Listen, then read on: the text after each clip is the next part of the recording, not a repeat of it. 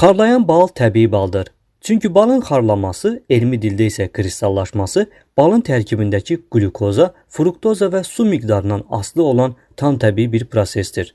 Yəni balın saxlama yerinin temperaturu 18 dərəcədən aşağı olarsa, glukoza sudan ayrılır və balın görünüşünü dəyişdirən kristallar əmələ gəlir. Balda glukoza nə qədər çox olarsa, bal bir o qədər tez kristallaşar. Ən tez xarlayan bal isə çiçək balıdır.